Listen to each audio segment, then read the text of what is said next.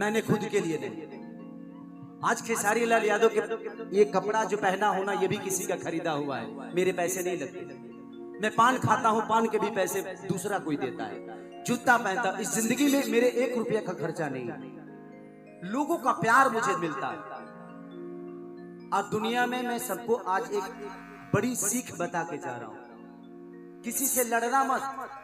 बेटे के लिए, बहू के लिए, बेटी के लिए, जिंदगी में कोई किसी का नहीं है।